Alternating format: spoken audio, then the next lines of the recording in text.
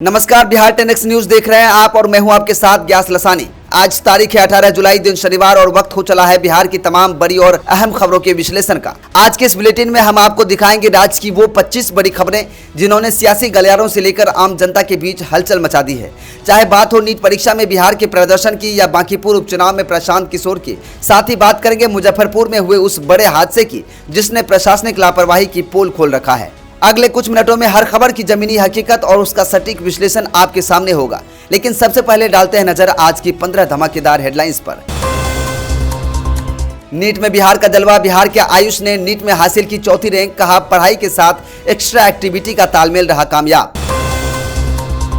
उर्दू, देसी, संस्कृत बाहरी जुबान। कांग्रेस सांसद मोहम्मद जावेद के बयान पर मची सियासी खलबली। बीजेपी, जदयू समेत मुस्लिम स्कॉलर्स ने भी जताई भारी आपत्ति। बिहार शिक्षक तबादले का पूरा शेड्यूल जारी। 29 जुलाई से खुलेंगे ऑनलाइन आवेदन। अक्टूबर तक 3 चरणों में पूरे होंगे ट्रांसफर। बिहार के पंचायतों में लगेंगे 2 दर्जन से अधिक टैक्स। गांव के तीर्थ स्थल और हाट बाजार भी आएंगे कर के दायरे में। स्कूल से महज कुछ दूरी पर फटी पीएनजी पाइपलाइन। गैस के गुब्बारे से कई छात्राएं हुई बेहोश, अस्पताल में इलाज जारी। 95 किलोमीटर दूर बुलाकर तांत्रिक का सिर धड़ से किया अलग। पत्नी और उसके प्रेमी समेत 5 आरोपी गिरफ्तार। 2 दिन में खुला राज। क्या बांकीपुर के चुनावी चक्रव्यूह में फंस गए हैं प्रशांत किशोर? क्यों बीजेपी का नया चेहरा भी पड़ रहा है जनसुराज पर भारी? बोरवेल में गिरे 3 साल के मासूम पीयूष को 4 घंटे के रेस्क्यू के बाद सुरक्षित निकाला गया बाहर। दुआएं हुई कबूल। नोटबंदी के 2016 के खेल में फंसा बैंककर्मी कोडरमा से गिरफ्तार। खुलेंगे कई बड़े राज। 25 प्रत्याशी, 1 सीट और अनगिनत समीकरण। बांकीपुर उपचुनाव में किसका होगा खेल और किसका होगा फेल? बोलबम के जयकारों के बीच रेलवे की बड़ी सौगात। रांची और भागलपुर के बीच आज से दौड़ेंगी श्रावणी मेला स्पेशल ट्रेनें।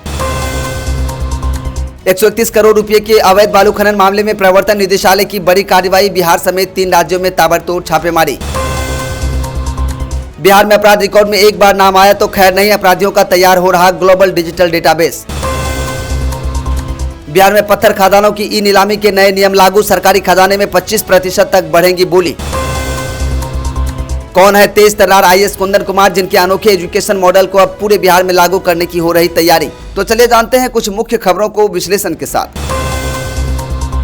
बिहार में नीट को लेकर युवाओं में क्रेज बढ़ रहा है, लेकिन साल 2026 के आंकड़ों ने विशेषज्ञों को चौंका दिया है। इस बार राज्य का पास प्रतिशत गिरकर 49.23% रह गया है, जो पिछले 6 सालों में सबसे निचला स्तर है। यह गिरावट इस बात का संकेत है कि बिहार के छात्र मेडिकल प्रवेश परीक्षा की दौड़ में शामिल तो हो रहे हैं, लेकिन उनकी तैयारी की गुणवत्ता में कमी आ रही है। साल 2022 में बिहार का प्रदर्शन 56.46% के साथ अपने चरम पर था, लेकिन इसके बाद से लगातार आ रही गिरावट 2023 में 54.77%, 2024 में 49.98% और अब 2026 में 49.23%। यह सोचने पर मजबूर करती है कि क्या राज्य के कोचिंग सेंटर्स और शिक्षा का स्तर राष्ट्रीय मानकों के साथ कदम मिलाने में असफल हो रहा है? परीक्षार्थियों की संख्या बढ़ने के बावजूद पास प्रतिशत का गिरना शिक्षाविदों के लिए एक बड़ा अलार्म है।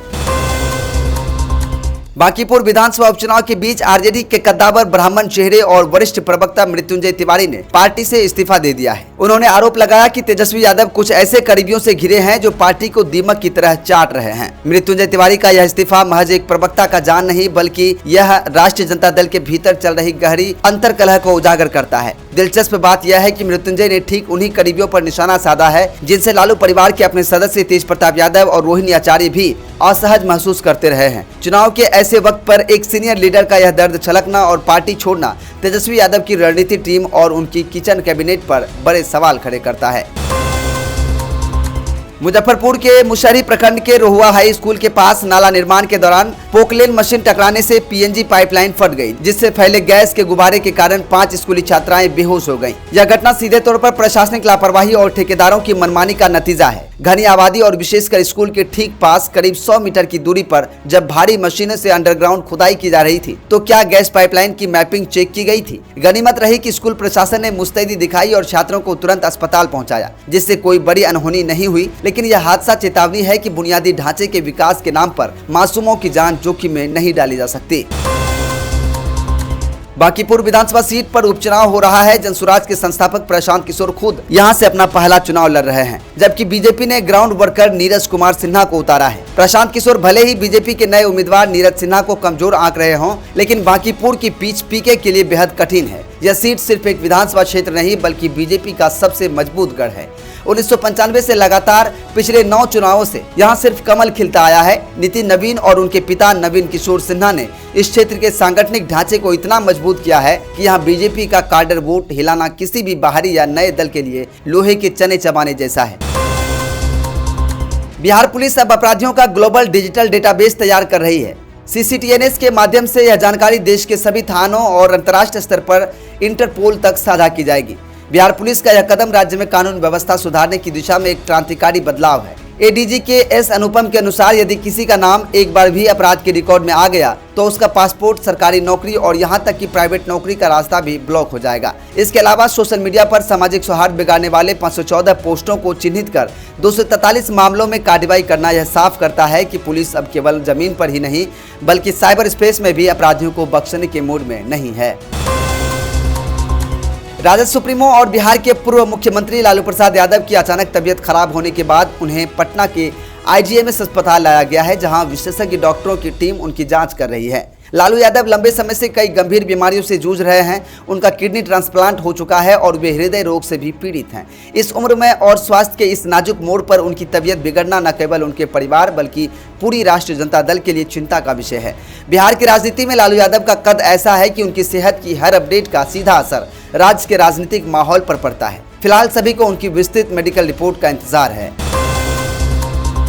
पटना हाई कोर्ट ने तारी शराब सेवन के आरोप में बर्खास्त किए गए सिपाही राम प्रवेश सिंह की बर्खास्तगी को रद्द कर दिया है। कोर्ट ने पाया कि विभागीय जांच में कोई पुख्ता सबूत पेश नहीं किए गए थे। न्यायमूर्ति हरीश कुमार का यह फैसला प्रशासनिक अधिकारियों का तानाशाही और मनमर्जी पर एक बड़ा कानूनी तमाचा है। कोर्ट ने साफ कर दिया है कि किसी कर्मचारी को नौकरी से निकालना बेहद गंभीर कार्रवाई है और इसके लिए सिर्फ आरोप या संदेह काफी नहीं है। जब विभाग के पास ब्रेथ एनालाइजर की रिपोर्ट तक नहीं थी और न ही जांच करने वाले का परीक्षण कराया गया तो इतनी बड़ी सजा देना कानूनन गलत था। यह फैसला पुलिस महकमे में निष्पक्ष और पारदर्शी विभागीय जांच की आवश्यकता को रेखांकित करता है।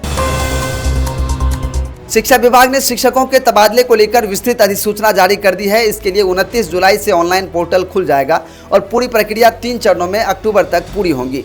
बिहार के लाखों शिक्षकों के लिए यह एक बहुप्रतीक्षित और ऐतिहासिक फैसला है। नई नीति के तहत ट्रांसफर की प्रक्रिया को 3 हिस्सों में बांटा गया है: समायोजन, पारस्परिक स्थानांतरण और सामान्य स्थानांतरण। इस नीति का सबसे बड़ा फायदा यह होगा कि उन स्कूलों में शिक्षकों की कमी दूर होगी जहां छात्र ज्यादा हैं और शिक्षक कम। पूरी प्रक्रिया को ऑनलाइन रखकर सरकार ने भ्रष्टाचार और पैरवी संस्कृति को खत्म करने का प्रयास किया है, जो कि शिक्षा सुधार की दिशा में एक सराहनीय कदम है। किशनगंज के कांग्रेस सांसद मोहम्मद जावेद ने बयान दिया है कि हिंदी और उर्दू तो हिंदुस्तान की भाषाएं हैं, लेकिन संस्कृत अंग्रेजी की तरह ही बाहर से आई हुई जुबान है। राजनीतिक चश्मे से देखें तो चुनावी माहौल में यह बयान जानबूझकर ध्रुवीकरण की राजनीति को हवा देने के लिए दिया गया है और ऐसा ही प्रतीत होता है। यही कारण है कि बीजेपी और जदयू ने कांग्रेस को घेरते हुए इसे नफरती और भारत विरोधी मानसिकता करार दिया है। सबसे दिलचस्प बात यह है कि इस बार मुस्लिम स्कॉलर्स ने भी सांसद के इस बयान से असहमति जताई है, क्योंकि संस्कृत को भारत की सभी भाषाओं की जननी और देश की संस्कृति आत्मा माना जाता है। इस बयान ने कांग्रेस को रक्षात्मक स्थिति में ला दिया है। मौसम विभाग ने उत्तर और पूर्वी बिहार विशेषकर सीमांचल, पूर्णिया, कटिहार, किशनगंज, अररिया, भागलपुर के इलाकों में भारी बारिश और कड़कती बिजली वज्रपात को लेकर बड़ा अलर्ट जारी किया है। एक मजबूत वेदर सिस्टम एक्टिव होने के कारण मानसून बिहार में पूरी तरह प्रभावी हो गया है। जहां एक तरफ इस बारिश से मध्य और पश्चिमी बिहार यानी पटना, गया, मुजफ्फरपुर को उमस भरी गर्मी से राहत मिलेगी, वहीं सीमांचल के इलाकों में बाढ़ जैसी स्थिति और बिजली गिरने का खतरा बढ़ गया है। प्रशासन की किसानों से खेतों में न जाने की अपील बेहद महत्वपूर्ण है, क्योंकि बिहार में हर साल मानसून के दौरान वज्रपात से सैकड़ों किसानों की जान जाती। सुरक्षा और सतर्कता ही इस मौसम में सबसे बड़ा बचाव है। तो बिहार की शिक्षा व्यवस्था से लेकर सियासत, अपराध और मौसम के मिजाज तक, ये थी आज की 25 बड़ी खबरें और उनका गहराई से विश्लेषण। हमारा मकसद सिर्फ आप तक खबरें पहुंचाना नहीं, बल्कि खबरों के पीछे छिपे असर और सच को आपके सामने लाना है। खबरों का यह सिलसिला लगातार जारी रहेगा। देश, दुनिया और अपने राज्य बिहार की हर छोटी बड़ी और विश्वसनीय खबर के लिए जुड़े रहिए बिहार 10X न्यूज के साथ। यदि आपको यह वीडियो पसंद आया तो वीडियो को लाइक करें, कमेंट करके बताएं कि आप वीडियो कहां से और किस जिले से देख रहे हैं, कौन सा खबर आपको सबसे अच्छा और काम का लगा। साथ ही साथ चैनल पर यदि नए हैं तो चैनल को सब्सक्राइब करके बेल आइकन को जरूर दबा दें। आज के इस विशेष बुलेटिन में मेरे साथ बस इतना ही। पूरी टीम को दीजिए इजाजत और आप देखते रहिए बिहार 10X न्यूज। नमस्कार, जय हिंद, जय बिहार।